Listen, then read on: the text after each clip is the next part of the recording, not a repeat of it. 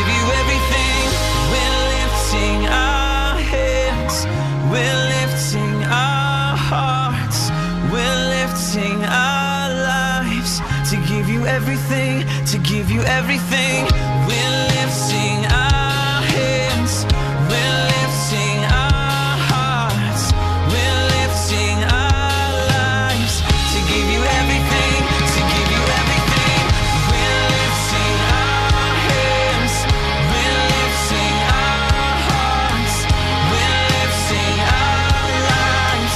To give you everything, to give you everything, we're lifting our hands, we're lifting our hearts, we're lifting our lives.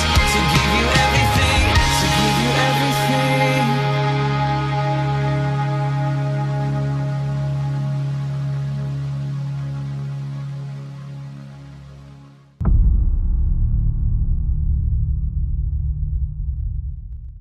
Okay, so maraming salamat po Luzon, Visayas at Mindanao at mga taga-ibang bansa na gaya ng nasa US, gaya ng mga nasa Japan, mga followers, mga kapatid ko sa pananampalataya. Okay. So maganda ang topic natin ngayon, guys, no? Tinitingnan ko may mga taga-nabotas dito eh. Kung wala, ito topic ka.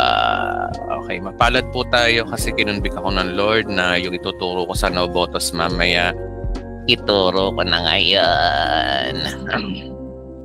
Okay, para na kayong naka-attend mamaya sa nabotas. Conviction sa akin ng Panginoon to, no? Okay, so ang topic po natin ngayon, hindi ko na po paligoy-ligoyin pa. Una po natin patagalin ang pag-ibig ni Pedro versus pag-ibig ni Juan. O ano na naman yan topic na yan, Pastor Edwin? Ano na naman yan? Okay. Ano na naman yan topic na yan? Bago to mga kapatid, pero hindi naman to bago, no? Minsan na rin to nabanggit ni Bishop Emmy. Anyways, this is a good version and pag-aralan natin. Let's dive into the topic. Pero bago ang lahat ng yan, manalangin naman tayo mga kapatid. Pray tayo, pray. Salamat po Lord sa umaga. Ganda ng unang umaga namin. Salamat. Pinanggaling mo na ako Ready na ako mamaya sa Nabotas. Ready na rin po kami lahat. At panalangin ko rin po, O Diyos, na yung mga nakikinig, give them basic listening, Panginoon. At understanding na rin, Panginoon. By your Holy Spirit, Lord, by the power of it, Lord, guide me and guide us, Lord, this message of love. Salamat po. Salamat po sa pangalan ni Jesus. Amen. Sabihin nga po natin, tayo lang kahit na tayo lang nakakarinig. Sabihin po natin, I am Charito. I am blessed and highly favored. Ako'y anak ng Diyos, ako'y pinagpala, ako'y pinaburan. Walang sakit, walang karamdaman, walang kamalasan ang mangyayari sa akin sa mga susunod na araw mula ngayon. Okay, sabihin natin, tayo lang nakakapakinig. Makapangyarihan ng dila natin, bigkasin natin, sabihin natin, grace to it. Mga alalahanin natin, wala yan. Sabihin natin sa Panginoon, oh mountains, remove grace to it. Okay, palakpakan natin si Lord. Okay, dive to the topic na po tayo. No? Pag-ibig ni Pedro versus pag-ibig ni Juan. Ano yan? Dati, kinumpare natin si Jesus at si Paul. Yung pala ang pagkakaiba ni Jesus ay gospel. Sa gospel nagkatalo, no? Gospel ni Jesus sa mga Hudyo. Gospel ni Paul sa ating mga Hentil, wherein yung gospel naman ni Paul, si Jesus naman din yun. Pinadaan lang kay Paul. Pero ito ibang issue itong paglalabanin natin dalawang apostol na to, no? Pag-ibig ni Pedro versus pag-ibig ni Juan. So what's that?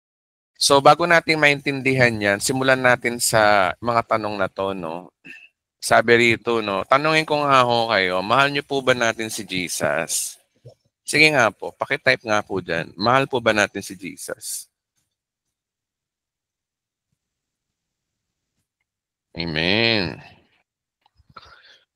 Ito ang pangalawang tanong ko sa inyo. Amen. Yes. Mahal. Tingnan natin mamaya. Kung mag-I love you pa kayo. Sige, mag-I love you kayo kay Lord. Sige lang.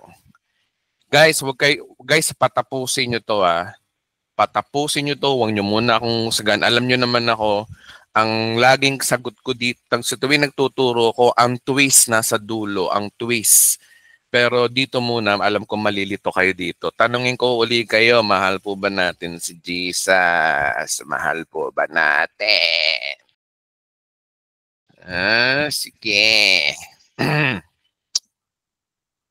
Okay. Nag-amen. Sige, kitang-kita kayo mga nag-amen. Sige lang. Okay, good. Sige lang. Mahal po ba natin si Jesus? Okay. Ano yung Pastor Edwin? Ba't ka ganyan? Para mo sinasabi, para mo kaming kinukutya. Bakit hindi mo ba mahal si Jesus? Diba? Okay. Okay. Sige na. Let's dive to the twist. Twist tayo ng konti. Ang tanong, tanggap kaya ni Jesus ang pag-ibig natin? Ito pangalawang tanong. Tanggap kaya ni Jesus ang pag-ibig natin? Sige nga. Ito natanong ba natin ito na nasa perverted ba tayo? I love you tayo ng I love you kay Jesus. Ang tanong, tanggap kaya ni Jesus ang pag-ibig natin? Sige, sagot kayo dyan. Tanggap ba? Tanggap. Doon tayo sa tanong Oo, hindi lang. Tanggap ba? Tanggap.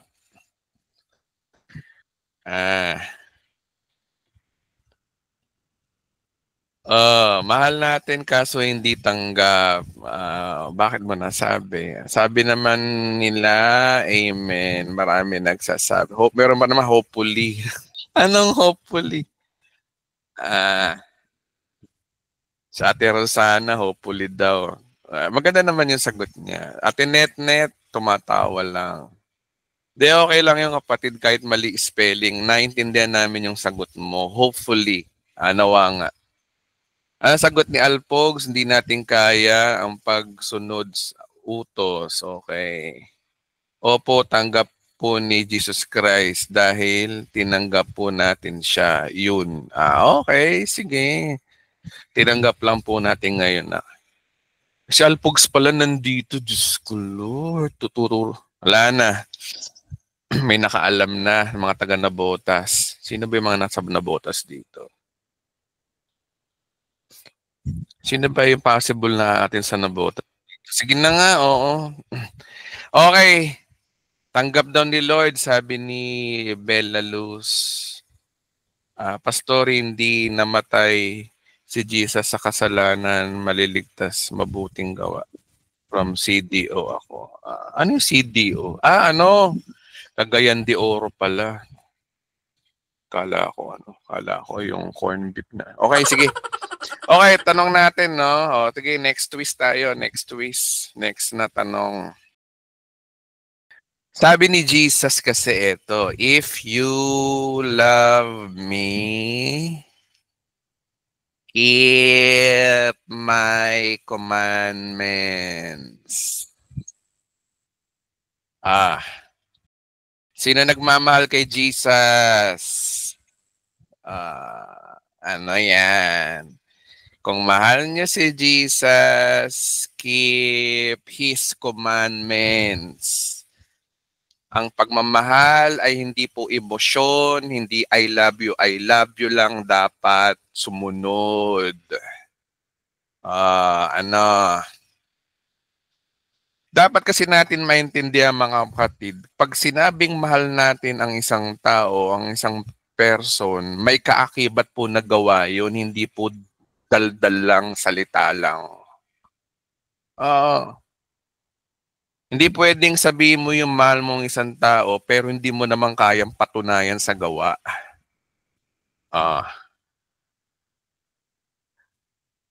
Okay? So ano yan? Ang tanong, sa verse na to na if you love me, keep my commandments, may dalawang qualification sa verse na to. Una, kaya mo bang sundin ang kanyang utos? Say amen po sa mga kayang sumunod sa utos ni Kristo. Sige po, mag-type po ng amen dyan. Type nga.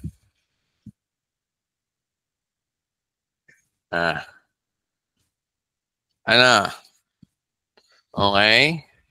Kaya? Kung mahal nyo si Kristo, kaya nyo bang sundin ang kanyang utos? O anong mahirap? Kala ko ba mahal nyo? Hindi nyo pala kaya. I love you natin kay Jesus. Guys, huwag kayo magagalit sa akin. Biro-biro lang to. Hindi pala eh. Ba't I love you natin si Jesus? Mga perverted gospel sa YouTube, I love you pa more. Kaya nyo bang sumunod sa Diyos? Kaya mga nasa ibang simbahan, mga Assemblies of God, mga Pentecostal, I love you kayo ng I love you kay Jesus. Kaya nyo bang sumunod sa kanyang utos? Gagaling natin magsalita, no? Ako na-realize ko to later lang eh. Pero noon, I love you rin ako ng I love you kay Jesus. Binibigyan ko pa nga siya ng flower dati. Diyos ko. Nagpapalipad pa ako ng lobo. May attachment na bulaklak. Diyos ko, Lord, ng corny-corny ko nung araw. Ang pagmamahal mga kapatid, hindi nakukuha yan sa I love you, salita, blah, blah, blah, emotion. Pero sa panahon ng pagsubok, bumibitaw naman tayo kay Jesus talaga eh. Sino dito na hindi niya naranasan dumating ang oras na ma-discourage at minsan sisihin niya ang Diyos? Sino dito? Sige nga. Sino dito? Sino dito naranasan minsan nasisisi niya ang Diyos pag naminamala siya? Yung nadi-discourage, sino? Kung nagmamahal ka kay Jesus, hindi ka dapat nadi-discourage.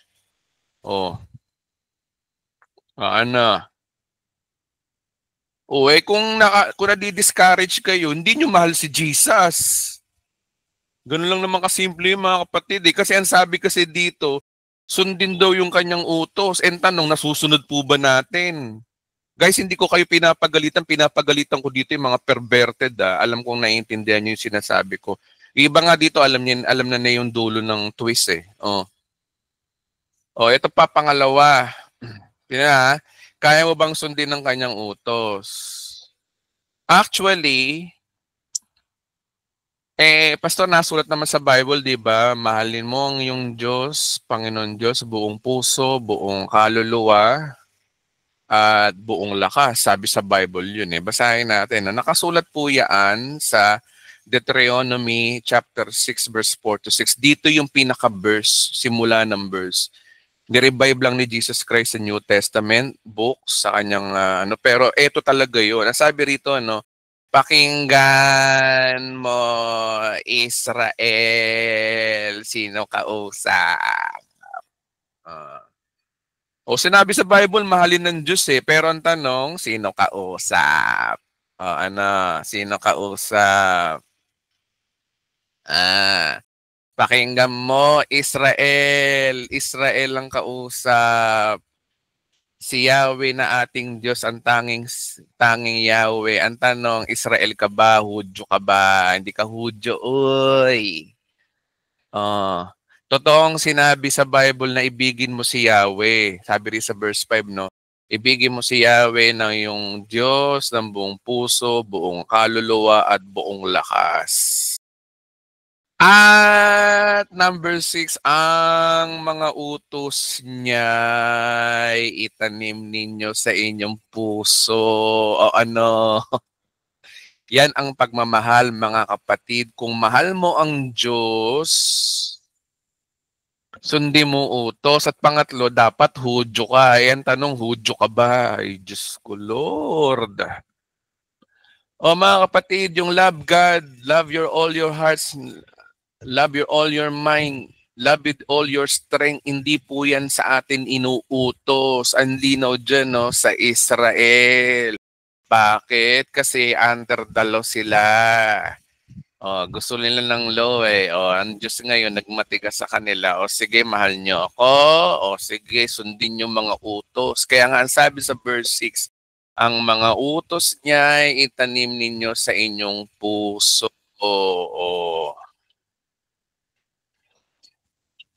Ano na? Tanungin ko uli kayo, mahal nyo si Lord? Sabi ni Nomer, hindi po ako Hudyo, ako po ay palapag nun. So, ibig sabihin, yung pagmamahal natin sa Diyos, hindi tayo nire-required ng Diyos na mahalin siya. Ano gagawin namin, Pastor? Wait lang, magantay kayo. Okay, so malinaw mga kapatid. Ang pag-ibig sa Diyos ay kautusan sa mga Hudyo. Tanong, Hudyo ka ba? Ang liwanag sinasabi sa Biblia na wala tayong kautusan. Kung wala tayong kautusan, hindi requirement sa atin mahalin ng Diyos. Okay? Kasi una, it requires law, pagsunod. Hindi naman tayo inuutusan. Okay? Okay. Next. Ang sabi rito kanina, John chapter 14 verse 15, if you love me, keep my commandments. Ang love dito na ginamit ay salitang agapeo. Ano ibig mo sabihin, Edwin? Tandaan niyo po, sa Greek, meron pong 4 specific meaning ng love in Greek language. Una, 4 yan Phileo, ito yung pagmamahal sa kaibigan. Mahal mo ang iyong kaibigan dahil maaasahan mo siya. So, laging may kondisyon. Tingnan niyo, mapapansin nyo, yung pagmamahal, ang agape lang po ang kaiba sa lahat. Kasi yung Phileo, Storge, Eros na uri ng pagmamahal, lahat yan laging may dahilan kung bakit mo mahal ang tao. Pero kung wala yung dahilan na yun, hindi mo siya mahal. Bigyan ng halimbawa, Phileo, sa Phileo, mahal mo ang iyong kaibigan kasi maaasahan mo siya. Paano pang hindi mo na siya maaasahan? Mga kapatid, real talk to, real talk. Aminin na natin. Mahal lang natin ang mga kaibigan at barkada natin kasi meron tayong naaasahan sa kanya. Correct me if I am wrong. Say amen po sa sinasabi ko. Real talk to. Yung totoo ha. Di ba mayroong nga magkakaibigan na nag-iiwanan sa panahon ng palawa, kaibigan mo, no, naghihirap na, wala ng pera, wala ka na maasahan, no, o pinapansin mo ba yung kaibigan mo? Wala na, may kondisyon kasi. Mahal mo lang siya kapag may nakukuha ka. Totoo naman yun, hindi natawag na friends with benefits. Mga kapatid, walang gusto tayo magplastikan. Walang kaibigan na mahal kita, kaibigan. Friends, mahal kita, friends, hanggang kamatayan. Malaking kalokohan yun. Batukan kaya kita, no? Kotokan kaya kita. Imposibleng magmahal ka sa kaibigan hanggang kamatayan. Imposibleng ibigay mo ang buhay mo sa iyong kaibigan. Imposible. Maparalitiko nga lang yan eh. Mawala ng silbi yan eh. Ang tanong, mahal mo pa ba? Imposible. Imposible. Kahipokrituhan mga kapatid. Okay? Sa storge naman, may condition din eh. Kasi, ang pagmamahal na to ay pagmamahal sa relatives. So, mahal mo lang isang tao kasi dahil kadugo mo. Paano kung hindi mo kadugo? Halimbawa, no, kaaway mo, no, yung kamag-anak mo dahil agawan kayo ng lupa. Minsan, di ba, may naririnig kayo na sinasabi na, no, kung di ko lang kadugo yan, pinatay ko na yan eh. Di ba? May mga ganun tayo mga salitang tao, di ba? So, ibig sabihin, ang kondisyon, kung di mo lang anak yan, kung di mo lang tatay yan, kung di mo lang kadugo yan, tinalo mo na, di ba? May kondisyon yung pag-ibig na yan. Yung eros naman, may kondisyon din. Yung eros, pagmamahal to sa ating mga jowa-jowa. Ay, jowa-jowa. Ano mga, hindi pala, isa lang pala jowa. So, Diyos ko, Lord, ano ba to? Isa lang. Isang asawa lang, isa lang. Isang asawa lang hindi mga... Eros, mahal mo ang taong ito dahil may pagnanasang physical ka. Mga kapatid, aminin na natin ang totoo. Aminin na natin. Mahal lang natin ang mga... Ano ba yan? Mahal po lang po natin ang asawa natin o yung jowa natin kasi may physical attraction. Aminin na natin. Sexual love lang naman talaga yan. Hindi naman talaga pagmamahal yan. Paano kung yung asawa mo matanda na, losyang na? May pag-ibig ka pa ba? Diyos ko Lord, mong aminin na natin, mawawala yung pag-ibig na yan kapag matanda na ang asawa mo, pangit na, losyang na. Wala na yung kilig moments. Pero kapag bata-bata pa, pag 18 anyos pa lang, mahal na mahal natin kasi may pagnanasa. Ganon din ang babae sa lalaki, di ba? Makisig lang kasi ngayon. Alam nyo na yun, ayoko na, baka maging bastos tayo. So alam nyo na yun mga kapatid. Pero yung pagmamahal na yan, nawawala yan. Lalo na, yung iba, no, kaya nagtataksil sa asawa pag halimbawang wala na, nakakita na mas maganda, mas sexy, nalilipat yung pagmamahal. Bakit? May kondisyon nga. Kasi nga, ang eros ay parte rin siya ng pagmamahal na may kondisyon. Pero guys, tandaan po natin, ang pang-apat, yung agape. Pag sinabing agape, mahal mo siya ng walang kapalit. Ito yung pagmamahal ng Diyos.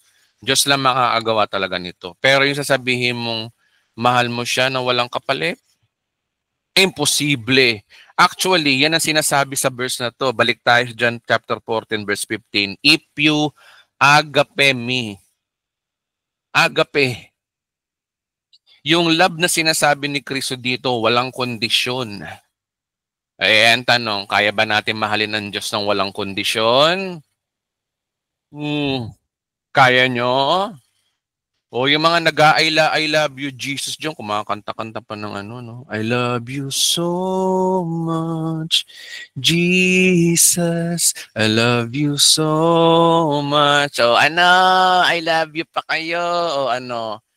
Agape yun. Walang kondisyon. Aminin na natin no hindi natin kayang mahalin ng Diyos sa bagsak nating kalagayan. Bakit? Sige nga, search niyo yung mga puso niyo, no? Saliksikin natin yung mga puso natin. Yung totoo, real talk. Real talk. Okay? Mahal lang naman natin ng Diyos pag may kailangan tayo, di ba? Aminin natin. Ang hindi umamin dito, perpekto. Oh. Mahal mo lang naman ng Diyos kasi charito ka eh. Paano kung hindi ka charito? Oh. Tayo nga mga Kristiyano, mga nakikinig sa YouTube, yung mga nagsasabing mahal nila ang Diyos, sige nga, sa panahon ng pagsubok at problema, nasaan kayo? Di ba minsan sinisisi nyo ang Diyos? Pokrito, no? Ang iipokrito natin magsalita ng I love you, pero totoo no, hindi naman totoo eh. Oh. Ginigising ko mga Kristiyanong Pilipino ngayong araw na ito, yung nagsasabing mahal nila ang Diyos. That is a lie. Sinungaling kayo. Hindi nyo kayang mahalin ang Diyos. Ito ang requirements niya eh. Agapeo, walang kondisyon. Kaya ba natin? Oh. O ngayon kayo magsabi ng I love you. Sige nga, kaya nyo? Kaya nga sabi ko sa inyo kanina, I love you pa tayo. O ngayon, patunayan natin ngayon, totoo ba? Kasi ang pagmamahal, may kaakibat na gawa yan eh. Ang hinihingi ni Lord, walang kondisyon eh. Kaya nga tinamin sinabi ni Jesus Christ sa mga alagad, sinong kausap niya, mga alagad, mga Hudyo. If you love me, parang ganito, no? Kung mahal mo ko ng walang kondisyon, sundin mo ang aking utos. O ano, tanong, kaya mo? Okay? Huwag na tayong manalangin na, Panginoon, turuan mo akong mahalin kita. Hindi nyo kaya, hindi rin susundin ng Diyos yan, kayo may problema. Ang totoong pagmamahal, mararanasan po natin yan sa eternity, pero dito sa lupa, never, never, never makasalanan ka, bagsak ang iyong kalagayan, hindi mo kayang mahalin ang Diyos. Yung mahal dito, yung mahal ng Diyos, sa mata ng Diyos, alam niyo marami pwede magsalita magsabing I love you Lord pero hindi natin alam kung ano yung sinasabi ho natin mga kapatid. Hindi ho natin alam. Ayon sa bagong tipan hindi natin kaya ba, ito nga tanungin ko nga kayo, kaya ba natin? Ang problema kasi, tinuro sa atin ng Roman Catholic, tinuro sa atin ng mga ibang born again, Pentecostal, mga perverted gospel, puro tayo I love you, kala naman natin kaya nating mahalin ng Diyos. Sige nga, i-assess nyo mga sarili nyo, i-check nyo yung sarili nyo, check nyo yung puso nyo. Totoo bang mahal ko ang Diyos? Yung mahal na definition ng Bible, definition ng Bible, na ang pagmamahal ay walang kondisyon, ang pagmamahal ay may gawa. That is love. Ang love hindi emosyon lang. Hindi yung iyak-iyak lang.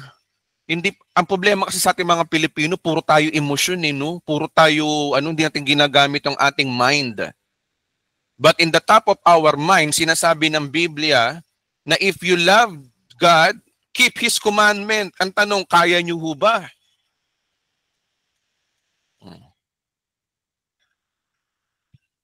Pastor, galing ka ng trangkaso, init ng ulam, Pastor. Sa mga taong kilala ko dito, alam ng mga tao dito na nagagalit-galitan lang ako kasi alam nyo naman marami tayong dinudurog dito. Mga kapatid, gusto kong gisingin ang buong Pilipinas. Ang pagiging Kristiyano ay hindi po puno ng kahipokritohan. Kayo nga sige nga, yung mga hindi naniniwala sa akin dito, sige nga, ganito na lang, tanungin nyo ang sarili nyo, kaya nyo bang sumunod sa Diyos?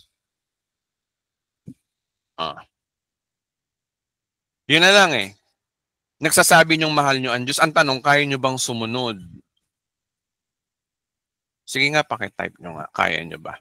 Para lumipat na tayo na ibang slide.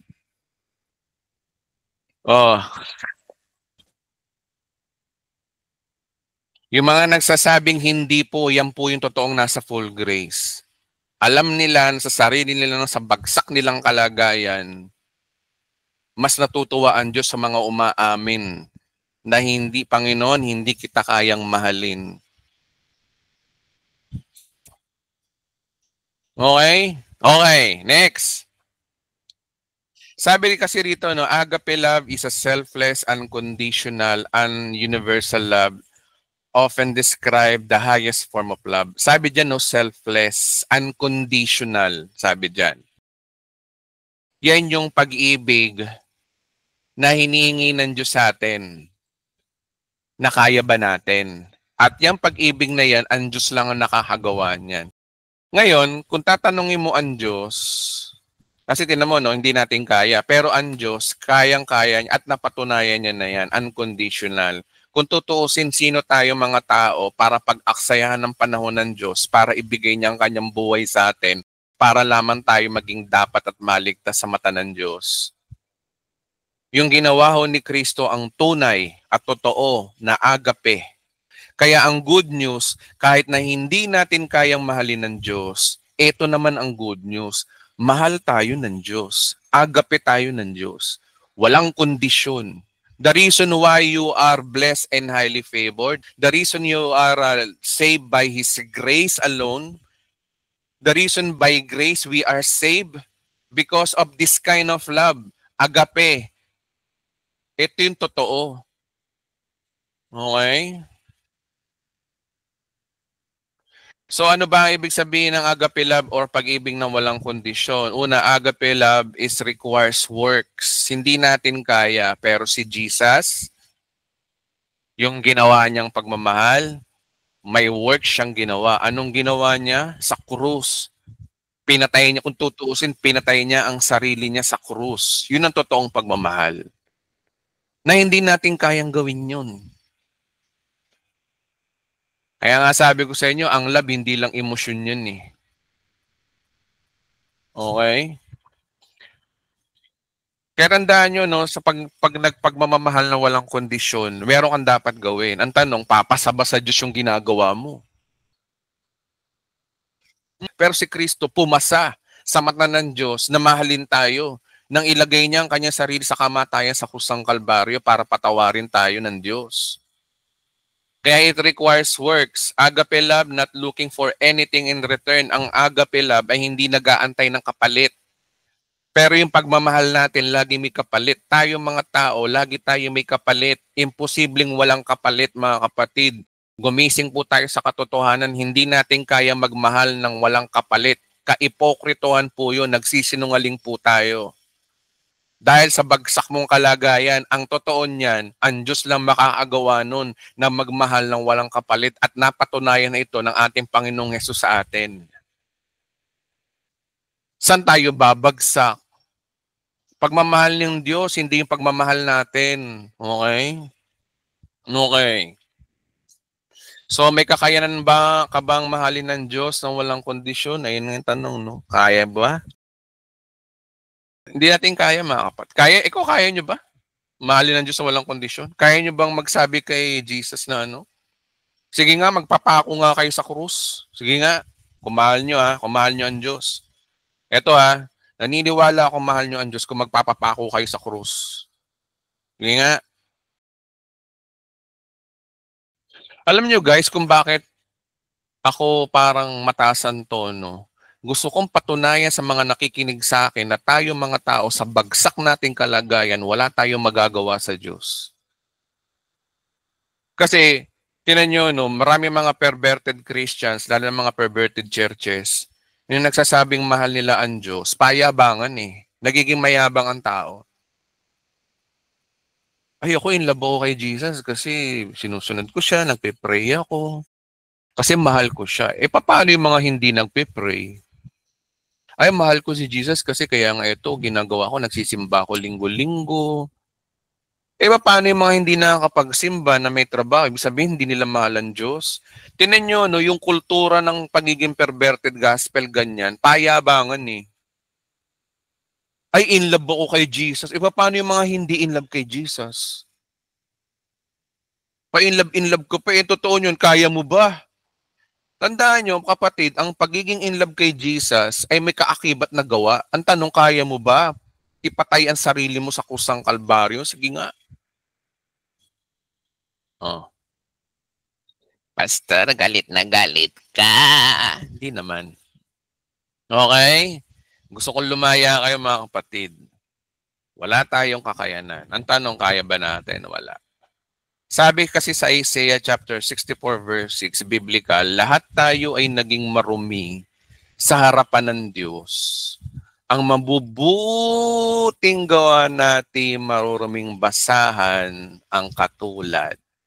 Nalanta tayong lahat na gaya ng mga dahon, tinatangay tayo ng malakas na hangin na ating kasamaan. Sa bagsak nating kalagayan, lahat, pati yung sinasabi mong I love you kay Jesus, basahan sa mata ng Diyos. Tapon nyo na yan sa trash can, hindi nyo kaya magmahal sa Diyos. Hindi nyo kaya. Diba? Kasi kung aaminin nating lahat tayo rito sa Bride of Christ na hindi natin kayang mahalin ang Diyos, walang magmamalaki sa atin. Inuulit ko dito sa mga nakikinig sa akin, dito sa Bride of Christ, kung lahat tayo umaamin na hindi natin kayang mahalin ng Diyos, walang magiging mayabang sa atin. Amen po ba? Type nyo nga amen mga kapatid. So ano ang tinuturo ng Panginoon sa atin ngayon? Perfect humility. Totoong pagpapakumbaba na wala kang magagawa para mahalin ang Diyos. Pero ang good news naman, ang mas nakakaiyak dito, mahal tayo ng Diyos. Yung mahal na to is agapeo. Ang sabihin nun, walang kondisyon. Pag sinabing walang kondisyon, kahit magkasala ka ng maraming beses, nandun pa rin ang kanyang grace. Kaya nga, di ba, sabi sa Romans chapter 5 verse 20, when sin abound, grace abound. Ganun ang Diyos. Pag nagkasala ka, hihigitan niya ng biyaya yun. Hindi niya papantayan na, hihigitan niya. That is true love. That is totoo. Yan ang totoong pag-ibig na walang kondisyon. Yan ang totoong agape na hindi natin pwedeng magawa dahil tao ka lang. Amen po ba mga kapatid? Okay, masakit to ah. Aliwanag dito, no, sa bagsak nating kalagayan, lahat daw na mabubuting gawa natin maruming basahan, pero mabuti lang si Kristo ay namatay sa atin para tayo maging karapat-dapat sa Diyos. Kung nagiging charito ka man ngayon, kung nagiging mapagpala ang buhay mo ngayon, lahat ng yan ay benefit sa tinapos na gawa ni Kristo sa krus para ikaw ay maging dapat sa Diyos. Pero kung ikaw at ikaw lang, wala kang kwenta sa mata ng Diyos. Nagkaroon tayo ng kwenta, nagkaroon tayo ng magandang value nung si Kristo ay pinanampalatayanan lang natin. Sino nataas? Si Kristo. Ay mga simbahan na nagsasabing nag-I love you sa Diyos, sino natataas? Mga sarili nila. Pero ang full grace, kung nananampalataya tayo na wala tayong pag-ibig na may susukli sa Diyos, lahat tayo ay nagpapakumbaba at si Kristo ang natataas. Okay? Okay. May dalawang uri po ng Kristiyano ngayon sa buong mundo no, nagmamahal sa Diyos. Ito yung nag-e-effort ng pagmamahal sa Diyos. Ito na, dito na tayo. Una, sila yung mga nag-e-effort na nagsasabi na mahal na mahal daw nila ang Diyos. Kakanta-kanta sila ng mahal na mahal kita, Panginoon. Mahal na mahal kita, Panginoon. Mahal na mahal kita, Panginoon. Diba? Mahal kita, o aking Panginoon. Ganda ng song. Grabe. Aking love. Ikaw ang higit na kailangan ko. Wow! Ang makilala ka. Tama na, baka umulan guys. Baka umulan. Ang ganda ng araw. O, tinan nyo. Yung mga kinakanta natin ngayon, no, ano pa. Pero maganda pa rin kantahin talaga yung ano, no, yung pangalawang Kristiyano. Ang pangalawang Kristiyano, tumatanggap ng pagmamahal sa Diyos. Okay? So ano yung mga kinakanta ng mga taong tumatanggap ng pagmamahal sa Diyos? Ang walang salang manunubos at habang hindi karapat-dapat pag-ukulan ng habag at unagas na pagsinta. O, di ba? Yan yung mga kumakanta ng mga ganyan. Yan yung mga Kristiyanong tumatanggap lang ng biyaya. O ano pa ba?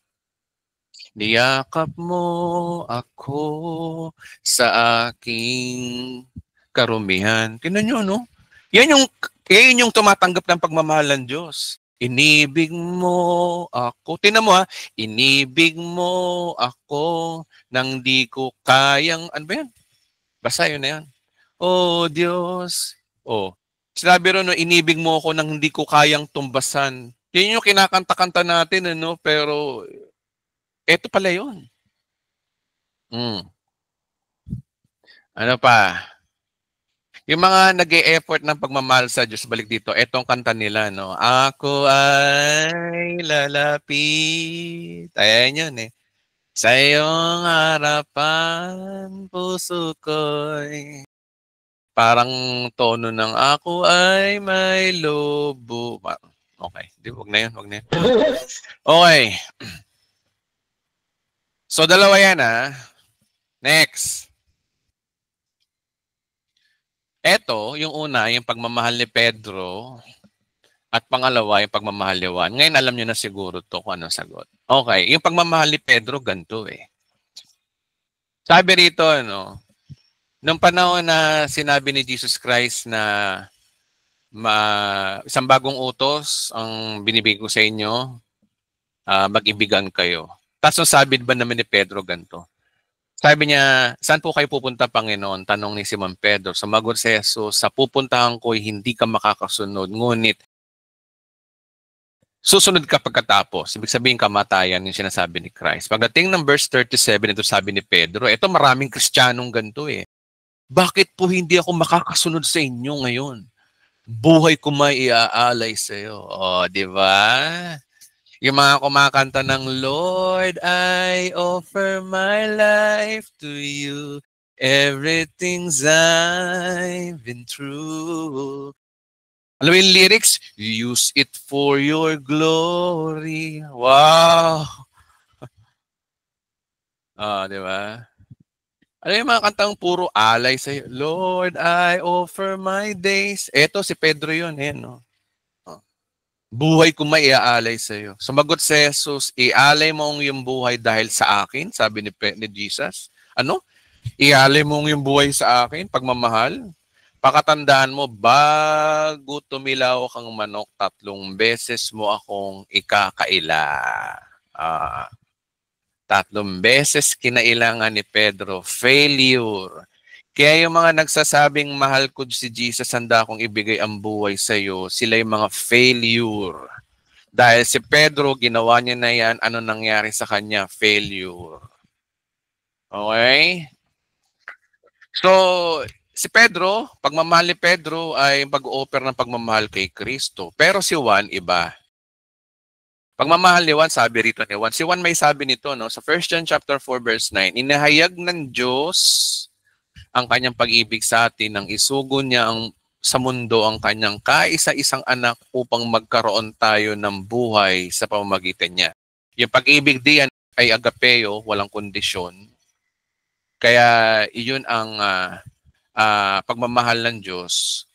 Nung in-express niya binigay niya yung anak niya, nung malaking deal talaga sa Diyos yung Sokdo lang kasi pagmamahal yun na yung anak mong Diyos, ibigay mo, mamatay. Biro mo yung Diyos na walang katapusan, nagkaroon tuloy ng katapusan. Namatay siya.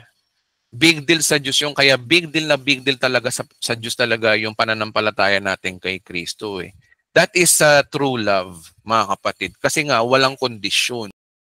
Ngayon, naiintindihan na natin kung bakit pag-ibig yung pagkamatay ni Kristo. Kasi nga, walang kondisyon yun eh. Gusto niya tayo maligtas.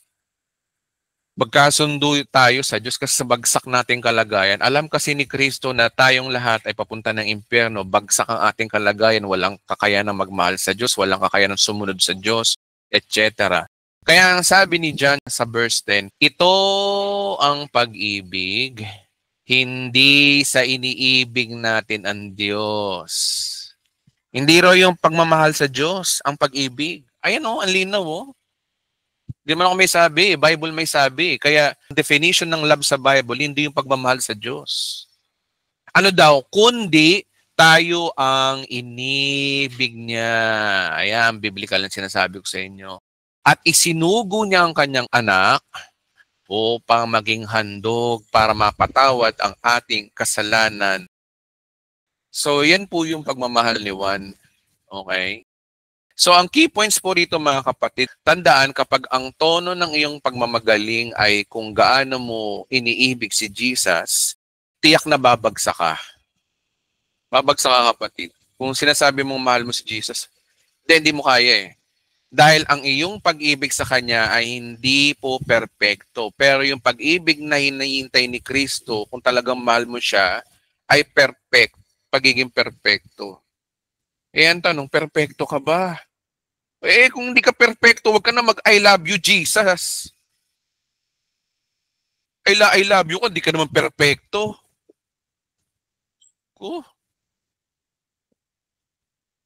That is hypocrisy sa totoo lang mga kapatid. Hypocrisy na sinasabi mong mahal mo si Jesus.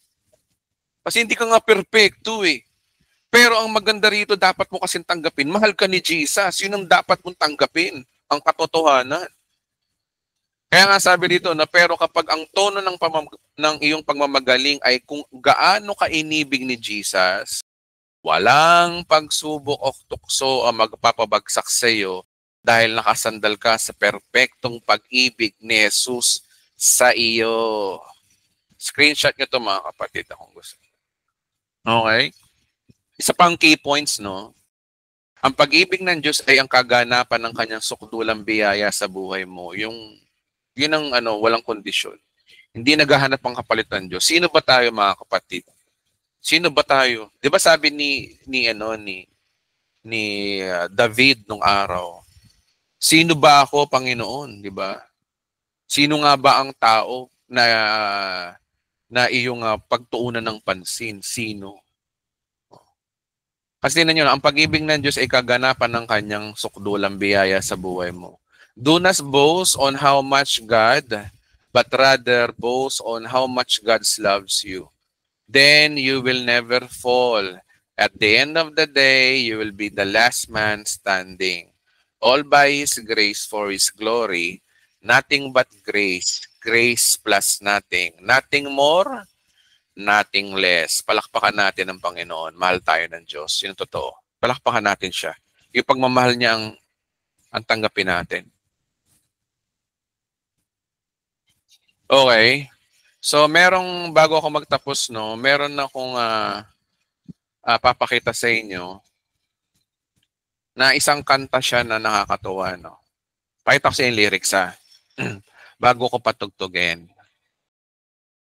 Sabi dito, ay, nako, nagkamali na naman ako kaibigan, sabi niya gano'n. Tapos sabi niya sa Diyos, di ka ba napapagod? Ito, nakakayak to mga kapatid, nakakayak to. Niyak ako, Sabi dito, no? Sabi dito, don't you ever tire of hearing what a fool I've been? Di ka ba napapagod sa mga kahangalan ko? Sabi niya sa Diyos, Panginoon, di po ba kayo napapagod sa mga kalokohan ko? Nananalangin ako sa iyo. Pero ano yung ipapanalangin ko sa iyo? Sabi niya. Isang masakit na katotohanan na dang-dang beses ko na po kayo nasasaktan. Ito sabi ng manunulat. Panginoon, ilang beses ko na po kayo nasasaktan eh. Yung salitang patawad Panginoon o patawad Lord ay parang kulang.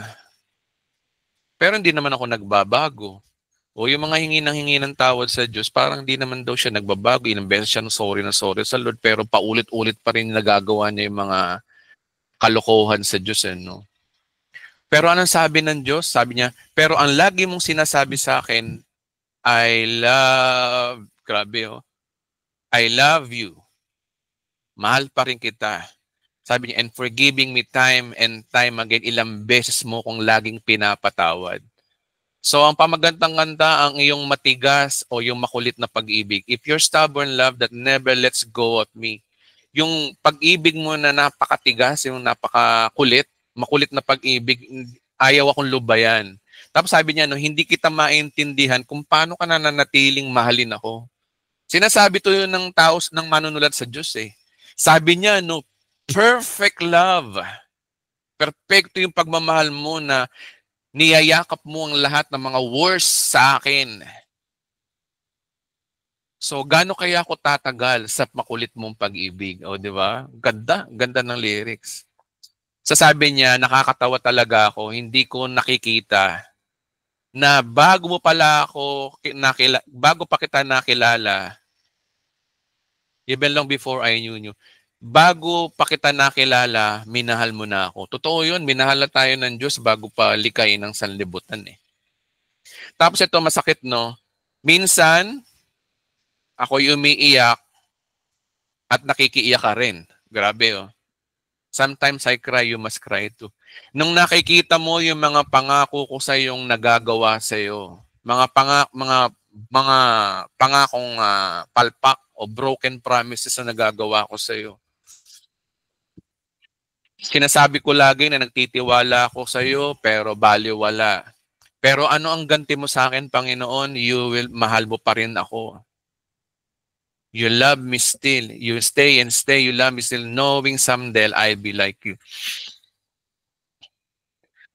Sabi niya, ang pag-ibig mo ay pagmamahal. Yan. Yun tayo. If you're stubborn, love, never let's go. Hindi kita maintindihan kung paano ka nag-i-stay na mahalin ako. No? Napaka-perfecto ng pagmamahal mo, O Diyos. Tinanggap mo at niyakap mo ang lahat ng worst sa akin.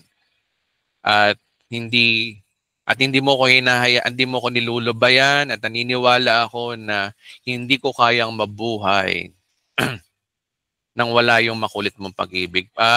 Panoorin po natin tong video nito bago tayo matapos ng konti, no? Wait lamang po. Pakinggan niyo yung song para matauhan na ho tayo na ang Diyos ang nagmamahal sa atin, hindi natin siyang kayang mahalin, okay? Wait lamang po. Pakinggan niyo to.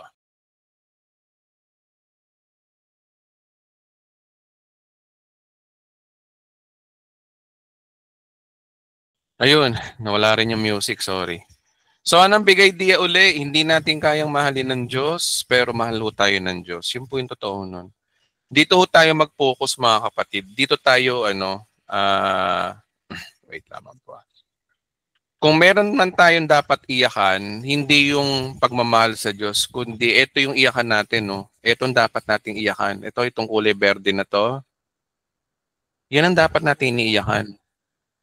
Hindi yung I love you ka, tapos paiyak-iyak ka pa. Hindi, ito yung dapat nating iyakan. Mahal tayo ng Diyos. Kapag ganyan po ang motivation po natin, tayo po ay nagiging humble. Tayo po ay nag-glorify lalo ang Panginoon sa ating buhay. At higit sa lahat, yan po ang tunay na pag-iibig. Again, sinabi ni John, dito tayo, no? Ang key point dito, ito yung verse natin, basehan natin. Ang pag-ibig ay hindi sa inibig natin ng Diyos, kundi tayo ang inibig niya at isinugo niya ang kanyang anak upang maging handog para sa kapagpapatawad ng ating kasalanan. Ang pag-ibig na yan ay totoo. Pastor Edwin, paano yun? Nasanay na ako magsabi ng I love you, Jesus. Pwede ba ako magsabi nun?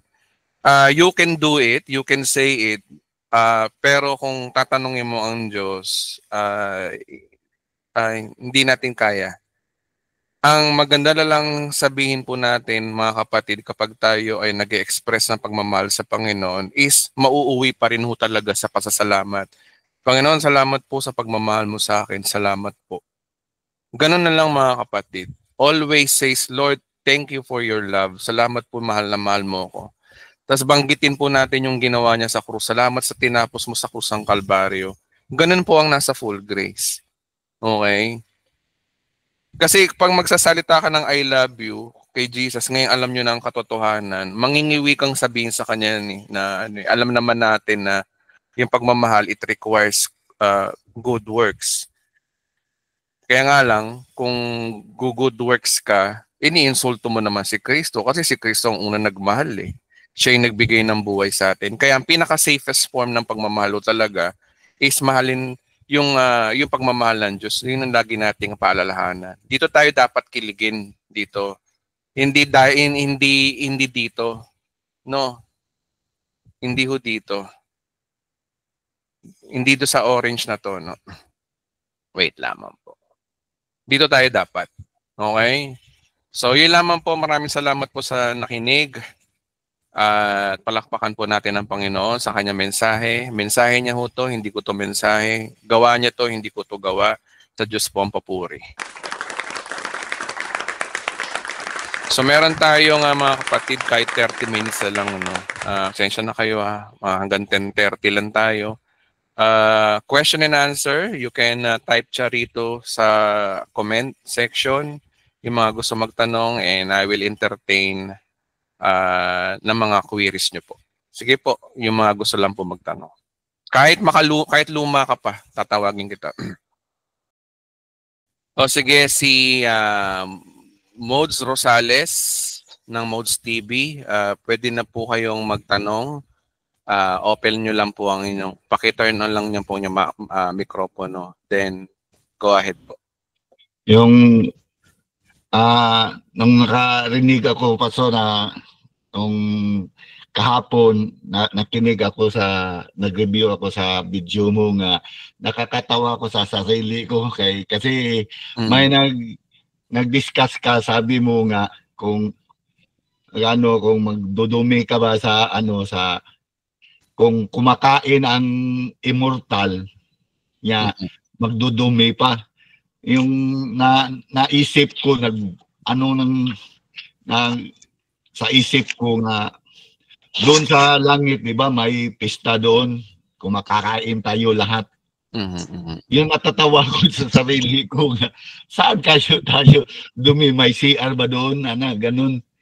Kasi dahil ba yung grabe bang ang isip ko ba nga bakit kung magdudumi tayo doon, kasi grabe ang nasa isip ko. Natatawa ko sa sarili ko, saan tayo nadumi, kasi na-discuss mo sa yung sa live mo, sa 88 nga live mo, kumakain pa tayo nga, din magdudumi pa tayo.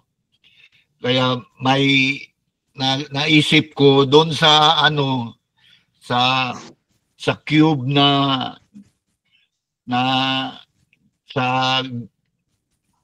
sa Cuba ng titirahan natin. Siguro may CR, may CR ba doon? Ganyan.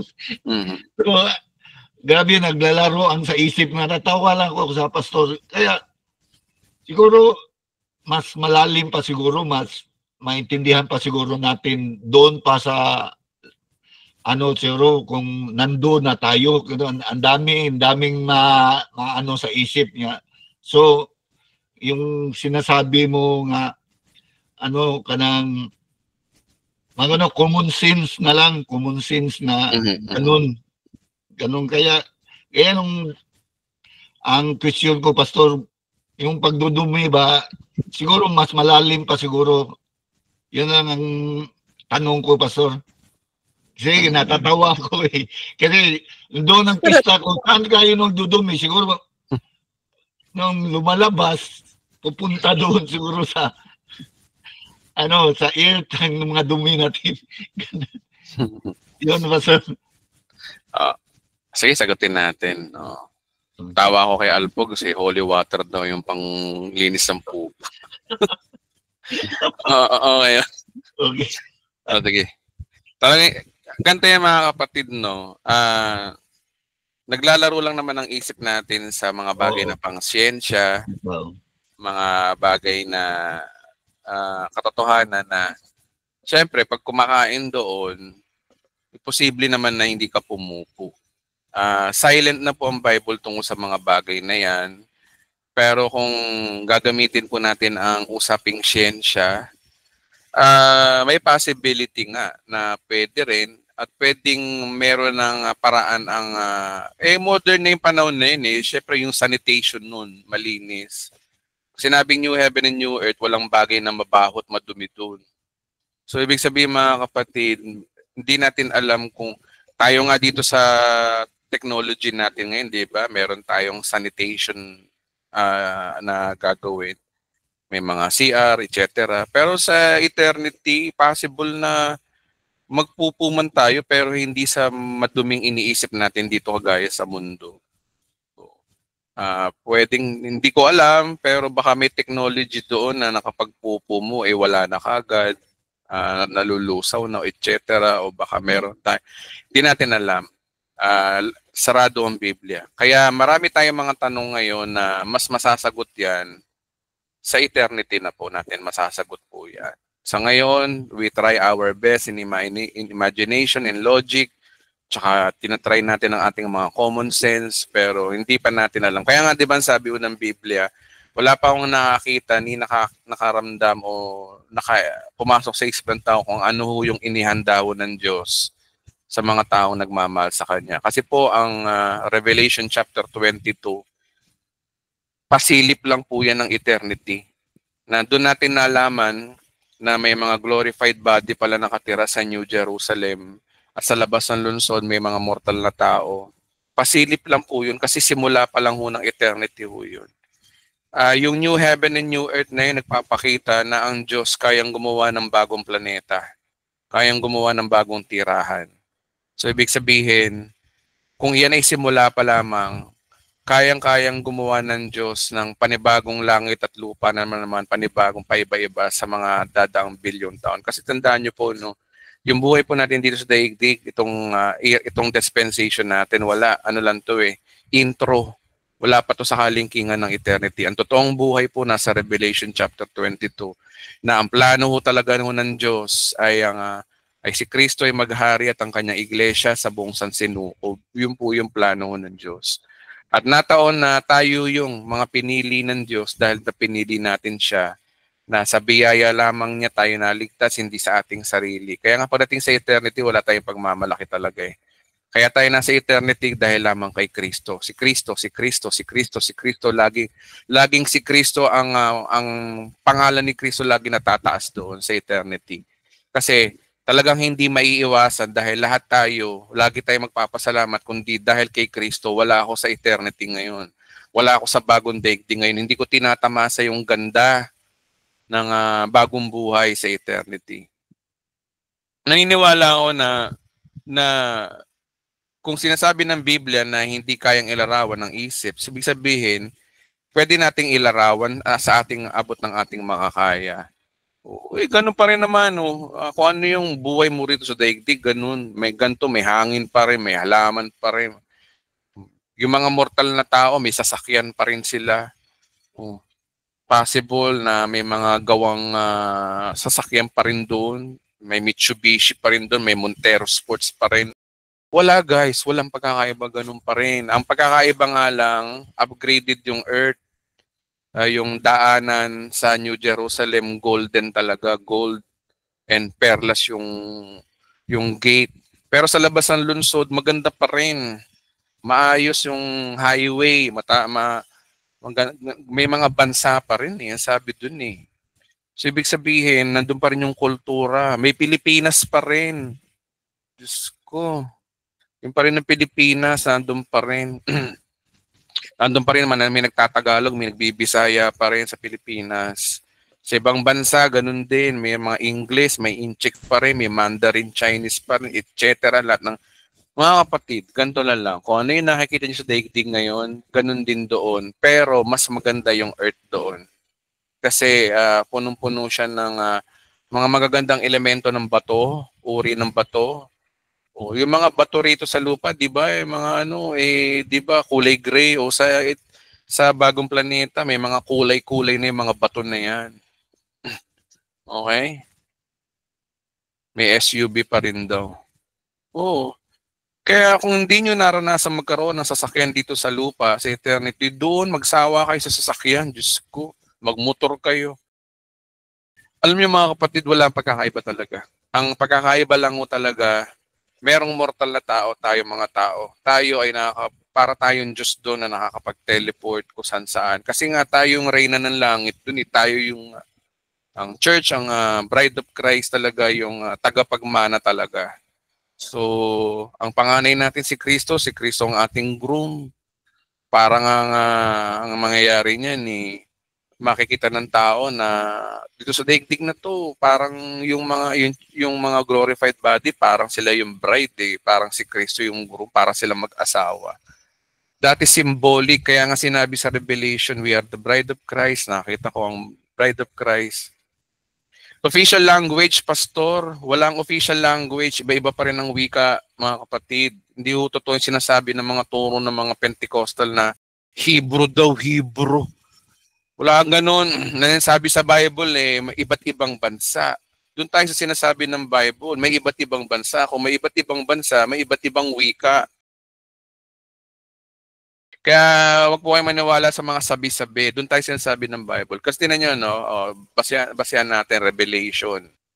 Ang sa liwanag ito ilalakad ng lahat ng tao, dadalhin doon ng mga hari sa lupa ang kanilang kayamanan, manatiling bukas ng templo, dadalhin sa lungsod ang yaman at dangal ng mga bansa. O may mga bansa Hindi naman ako may sabi yun Bible So ibig sabihin, sa eternity may mga bansa pa rin.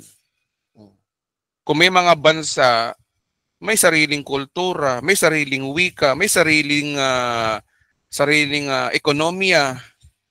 Ganun pa rin. Wala nga lang religion na doon kasi si Kristo ang Diyos na andyan Isang religion na lang tayo tsaka wala nang religion doon.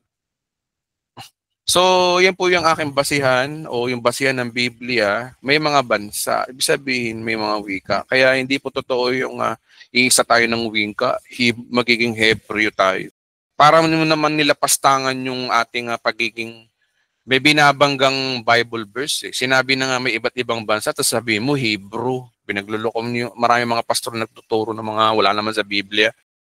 So yun lamang po mga kapatid, din po yung aking sagot doon, kapatid na Rosales po. Yun sa 26, pastor, yung next marumi, di ba? Hindi, walang marumi. Yung next verse yung binabasa mo. Hindi makakapasok doon. Doon mga marumi. Marumi sa paningin ng Diyos. Naisip ko, doon sa mortal na tao doon, siguro doon sa hindi marumi ang kagaya natin dito pag tayo dito, ang daming dumi dito. Di ba? Doon siguro, grabe, kaya hindi makapasok kasi ngunit hindi makapasok doon ang anumang bagay na marumi sa paningin ng Diyos. So, walang marumi. Opo, perfect world po talaga. Bagamat yung binabanggit dito ay yung mga tao. Tao po yung totoo po yun na wala hong marumi sa eternity, given po yun. Pero yung binabanggit po ditong bagay na marumi, ito yung mga gumagawa ng masama. Tao ang binabanggit po dito. Kung babasahin niyo by its context, ano ba yung bagay na marumi sa paningin ng Diyos? Ano itong bagay na marumi? Bagay ba talaga o ano? Pero ang sabi rito, ito ay mga gumagawa ng masama. O yung pala tao, mga sinungaling. Ang mga tao lamang sa mga pangalan na nakasulat sa aklat ng buhay na iningatan ng nakasulat doon. Ang mga binabanggit na bagay na marumi dito, yung mga napunta na po ng impyerno, yung mga napunta na po ng hell. Intindihan ko na, pastor. Pero syempre, ang Diyos hindi naman siya gagawa ng bagong lupa, bagong langit na may maruming bagay, hindi na po. Ang Diyos po natin ay perfectong Diyos, kaya perfecto po yung kanyang mga ginagawa. Hindi kagaya natin hindi tayo perfecto, kaya tinan mo yung planeta natin napakadugyot. Pero doon wala na pong kadugyutan po doon kasi ang Diyos na po ang gumawa, naglinis, naghanda ng kalsada, naghanda ng mga buildings, mga magandang environment. Siya na po ang doon. Siya na po ang naggawa noon kaya wala ho kayo makikitang marumi rin po roon. Okay, salamat, pastor. Thank you. Okay. Salamat. Okay, so 10:20 a.m. 10 minutes na lang, isang tanong na lang mga kapatid ha. At handa naman po akong sumagot.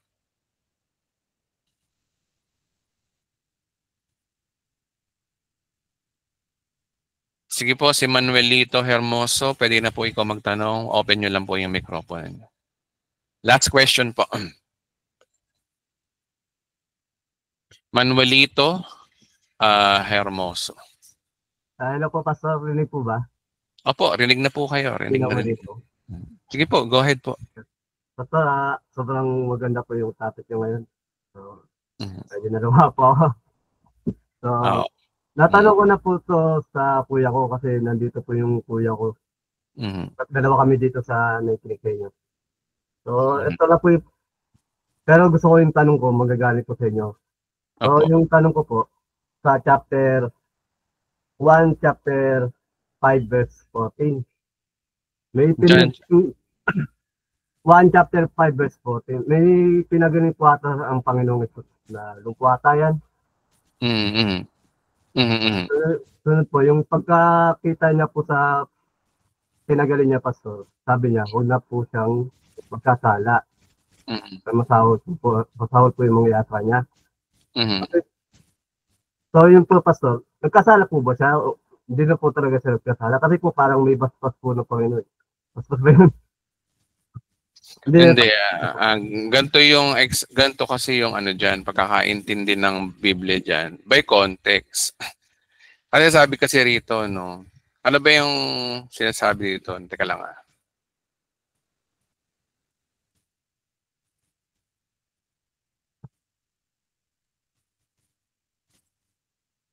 Okay, so tandaan niyo po mga kapatid, no? So tuwing si Kristo ay nagpapayo na huwag ka nang magkasala, agaya nun yung kay, di ba, kay Mary Magdalene, huwag ka nang magkasala. Ibig sabihin, huwag ka nang mga lunya. Huwag mo nang gawin yun. Kasi munti ka nang patayin, munti ka nang batuhin. So ano yung consequence nun sa mata ng tao?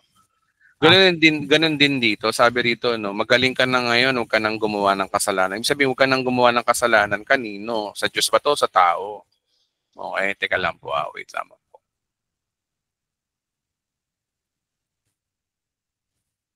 Oh, tingnan nga. Yung sin dito is hamartano. Tama. Ibig sabihin, sa tao. Huwag ka nang gagawa ng kasalanan sa tao. Ano ba yung kasalanan sa tao? Yung hindi pagsunod sa batas, hindi huwag kang gagawa ng kalokohan sa kapwa mo. So, ang tinutukoy na kasalanan dito, kung ito ay hamartia, masasabi natin na na contradict, 'di ba? Pero hindi hamartanong binanggit dito eh. Ang hamartano is verb. Ito po yung kadalasan nagagawa natin sa kapwa natin. Yung hamartia po, yan po ay noun.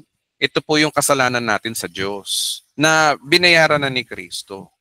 Yung mga nagagawa nating araw-araw na kasalanan sa tao, kasama rin naman po sa binayaran po yan. Pero syempre, may kapwa ho tayo. Oo, pinatawad ka na ng Diyos, pero pag sa tao nagkasala ka, sa batas ng tao nagkasala ka, yari ka. Kaya yun ang sabi ni Kristo dito na, sige magaling ka na, huwag ka nang payo ni Lord sa kanya to eh. Sabi rito, no? Nakita ni Jesus, magaling ka na, huwag ka nang gumawa ng kasalanan sa tao. Sa tao to, no? At baka may masahol pa rin ang mangyari sa'yo. Kasi ano ba yung naging sakit nito? Di ba napilay daw siya, nalumpo, sabi rito, no? Buwate mong higaan. May isang lalaki doon na 38 taong may sakit. Paralitiko. May sakit mga. Kasi tandaan po natin, bakit ba napaparalyze ang tao, di ba? Dahil ba sa parusa ng Diyos yun? Hindi. Kaya tayo napaparalyze ang tao dahil sa sakit. O bakit nagkakasakit? Hindi napapabayaan ng sarili o baka kaya napilay dahil may pumilay sa kanya. Ibig sabihin, yung mga sakit na yan, bunga yan ng mga nagagawa natin sa sarili natin o nagagawa natin sa kapwa natin. Kaya yung sakit na yan, hindi po sumpaho ng Diyos yan. Sinabi na nga ni Jesus dito na hindi sumpa hindi kasalanan ng tao yan. Yan ay bunga lang yan ng mga nagagawa nating pagkakamali sa buhay. Kaya sinabi ni Christ dito, huwag ka nang gagawa ng anumang ikakasira mo, kasalanan. Baka may masahol pa rin ang mangyari sa iyo. So yun kapatid ang eksaktong sinasabi ng Panginoon dyan ayon sa konteksto at ayon sa Griego. Kumpleto tayo ng hermeneutic sa ayon sa Greek at ayon sa konteksto, kapatid. Ako, Pastor. Salamat po, Pastor. Malinaw. Pastor, pwede isa pa. Nag-follow up ko lang. Sige, 5 minutes na lang. Sige, Hindi go ahead. hindi lang po sa akin to. Paano ko lang yung kuya ko dito. Gusto ko rin magtanong sa inyo. Mhm. Kung ano yung tatanong. Pasa ko lang po sa kanya. Okay na po ba? Sige. Sige po. Salamat po, Pastor. Sige po. Ako. Kaya, tanong ka na. Let ko na po. Sige po. Sige, salamat po.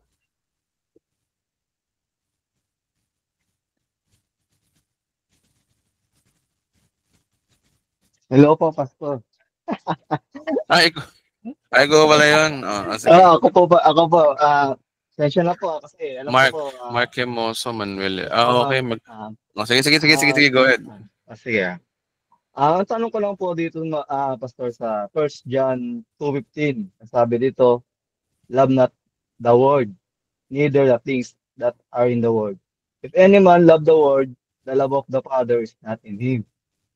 So, tanong po ako sa 2 Timothy 4:10, for Demas was forsaken me, having loved this present world, and is departed to Thessalonica, Crescent to Galatia, Titus to Dalmatia.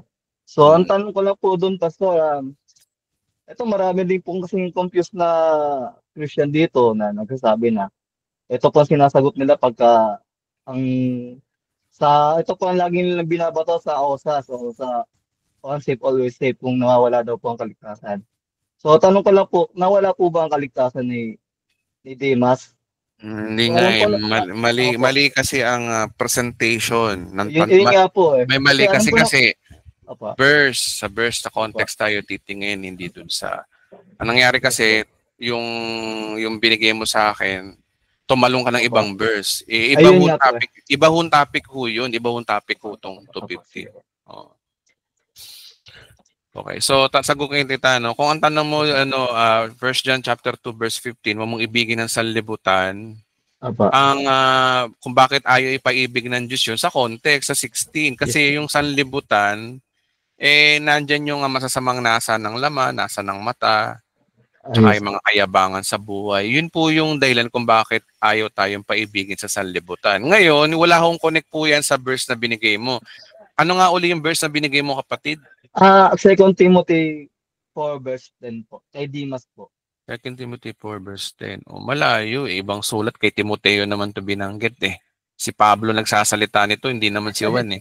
Oo nga po. Yan po kasi laging binabato po ng mga anti-OSAS po sa atin po. Pero alam ko naman po na ang kaligtasan po ay hindi po nawawala. Laging yun lang po ang sinasabi nila sa akin. Sinasabi nila sa akin. Pero unawain natin tong verse na to. Iniwan ako ni Demas dahil sa pagkaumahaling sa sanlibutan. Pumunta siya sa Thessalonica. Si Crescente naman nagpunta sa Galatia. Una, anong sulat ba to? Sulat ito ni Pablo kay Timoteo. Ang nag-uusap dito si Pablo at si Timoteo, hindi po tayo kausap. Yes po. Pangalawa, ano ba yung sinabi rito? Sabi, sikapin mo makapunta dito sa lalong madaling panahon. Sino yung sabi niyang sikapin makapunta dito sa lalong madaling panahon? Si Timoteo, si Pablo. Ang sabi niya kay Timoteo, iniwan ako ni Demas dahil sa pagkahumaling niya sa sanlibutan. Ano ngayon? Anong problema rito? May sinabi bang kaligtasan? Ang sabi, pumunta siya sa Thessalonica. Ano ngayon? Si Crescente naman nagpunta sa Galatia, si Tito, si Lucas naman. Tingnan nyo, ano ngayon? Nabanggit lang yung pumunta sa sanlibutan. May nasabi ba na mayroon bang content dito na sinasabi na mauumputa sa impyerno yung mga nasa sanlibutan? Wala naman na. Yun nga po ang lagi nilang binabato, Pastor, kasi sabi daw po ang pagmamahal sa sanlibutan, wala daw po din ng pagmamahal ng Diyos. Saan dito yun? Yun nga po. Yung verse nilang 4:10 dito, saan dito yun? Yun nga po, sabi nila. Opo. Yan ang problema sa mga perverted. Bigay ng verse, dampot verse. Tapos, yun nga po kasi natatawa na lang po din ako. Di ko na lang po kasi, tayo pong kasing mga full grace, meron din po tayong kasing rightly divide saka dispensation. Kaya ang hirap po i-explain sa kanila. Tsaka kapatid, sabihin mo sa kanila, common sense. Ano yung nasan dito yung maiimperno sa libutan? Nagkukwento lang si Pablo dito na na iniwan siya ni Demas kasi nga napunta na sa libutan. Tapos pumunta siya sa Thessalonica. O nagkukwento lang si Pablo dito tapos pangatlo, sulat to. Hindi naman to utos eh. Sulat yun eh.